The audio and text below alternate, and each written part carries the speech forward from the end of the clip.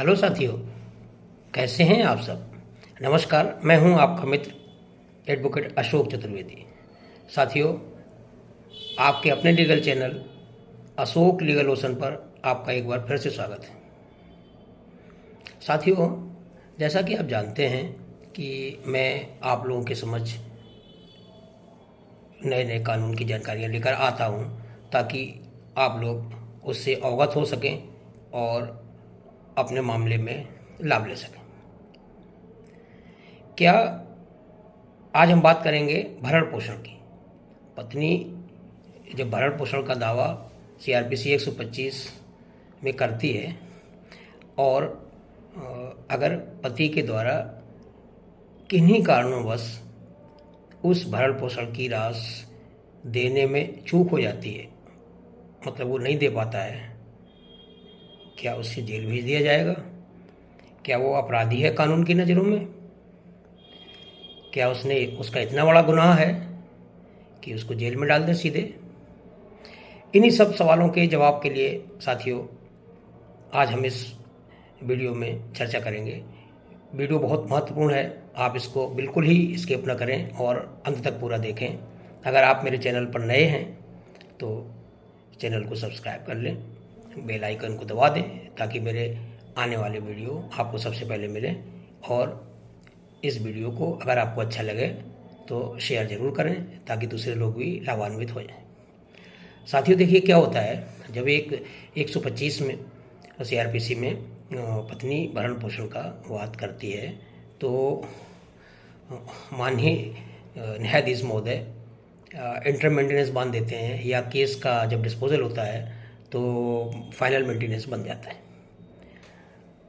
तो अब साथियों सवाल ये होता है कि मेंटेनेंस बांध दिया, अल्टीमेटली पति भी एक ह्यूमन बीइंग है, मनुष्य है। ऐसा तो नहीं है कि उसके सामने परिस्थितियाँ नहीं आए और वो मेंटेनेंस हमेशा देता रहे।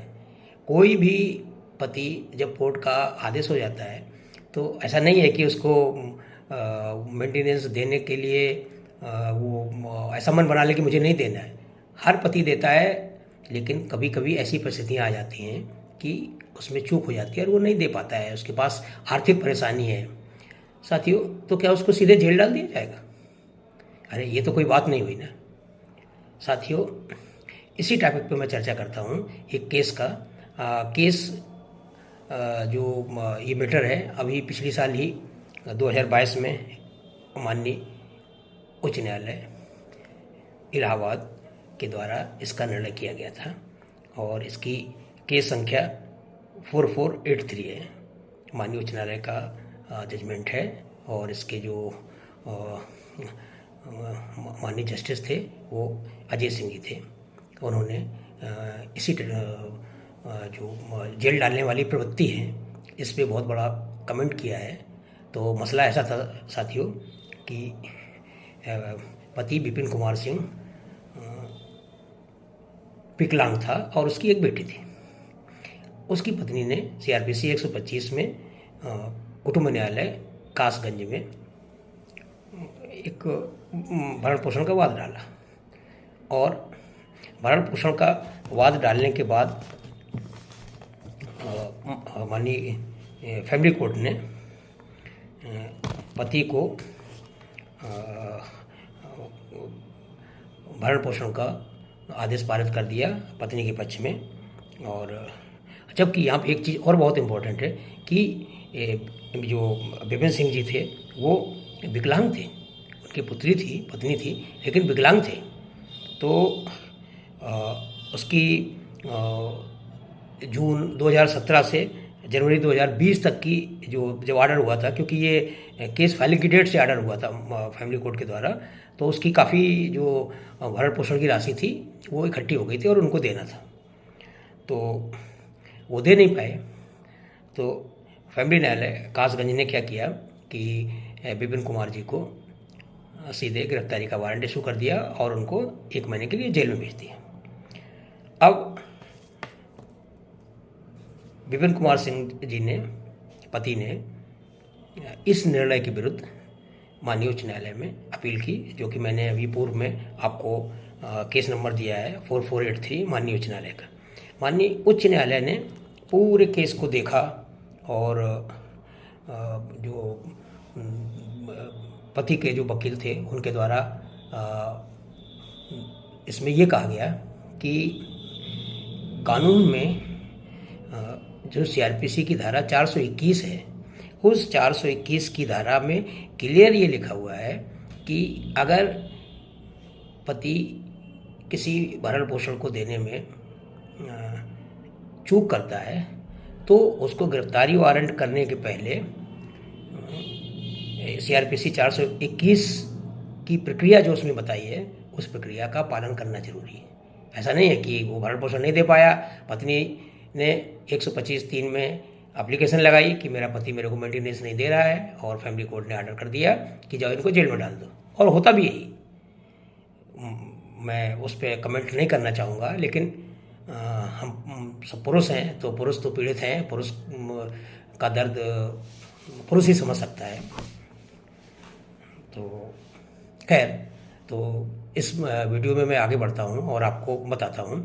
तो जो पति के वकील थे उन्होंने अपने इस अपील में हाई कोर्ट में ये दलील दी कि इसमें जो सीआरपीसी 421 की प्रक्रिया का पालन होना चाहिए। अब जल्दी से समझ लेते हैं संक्षेप में कि जो सीआरपीसी 421 की प्रक्रिया की जो हम बात कर रहे हैं वो क्या है।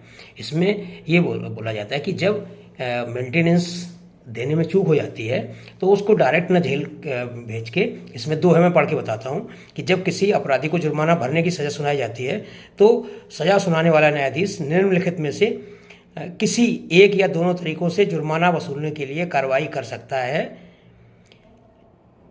मतलब यहाँ पे जो सीआरपीसी 421 है वो ये कहती है कि उसको गिरफ्तारी, अगर वो नहीं दे पा रहा है तो गिरफ्तारी वारंट इशू करने के पहले उससे जुर्माना वसूला जाए। उसको जुर्माना वसूल के और क्या करना पड़ेगा इस धारा के अंतर्गत कि अपराधी की किसी भी चल संपत्ति की कुर्की या बिक्री द्वारा राशि वसूली जाए और राशि वसूल करके जो भरण पोषण की चूक हुई है उस राशि को पत्नी को दिलाया जाए। मतलब सीधा सही है कि आप डायरेक्ट नहीं गिरफ्तार कर सकते हैं। दूसरा इसमें एक प्रोविजन ये है कि अगर ऐसी चूक हुई है तो उस जिले के कलेक्टर को सूचित किया जाए और कलेक्टर को एक वारंट जारी करें और उसमें डिफ़ाल्टर जो नहीं दे पाया भरण पोषण उसकी चल अचल संपत्ति या दोनों से भू राजस्व वगैरह या जो भी बकाया है मेंटेनेंस वगैरह उसकी राशि की वसूली के लिए उसको कलेक्टर को अधिकृत किया जाता है। मतलब कलेक्टर फिर सारा पूरा प्रोसेस करता है।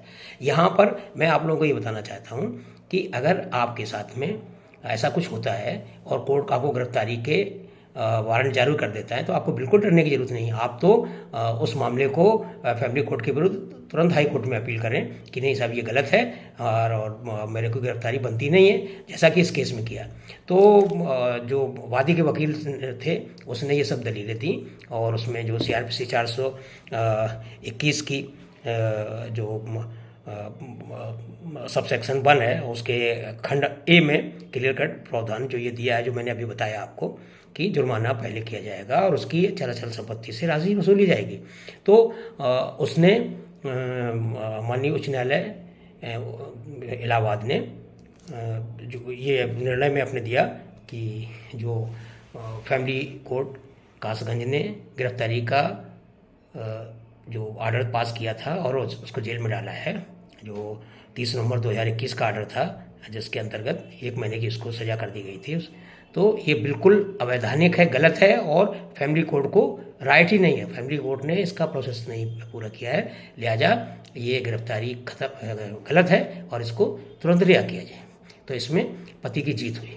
इस वीडियो को बनाने का मेरा मतलब ये था साथियों कि आप लोग कानून की जानकारी से अवगत हो सकें और अगर आपके केस में ऐसा कुछ है तो इस जजमेंट का फ़ायदा उठाकर आप आगे की कार्रवाई अपने पक्ष में कर सकते हैं। ये डायरेक्ट गिरफ्तारी का जो आदेश देना है माननीय उच्च न्यायालय के इस निर्णय से ये बिल्कुल क्लियर है कि जो लोअर कोर्ट यानी फैमिली कोर्ट है ये अपनी मनमानी करते हैं और मनमानी करके पतियों को एक तरह से प्रताड़ना दी जाती है, जो कि बिल्कुल गलत है। तो साथियों, मैं समझता हूँ ये जानकारी आपको अच्छी लगी होगी। अगर अच्छी लगी हो तो मेरे वीडियो को लाइक करें और पूरा वीडियो अंत तक देखें। जय हिंद।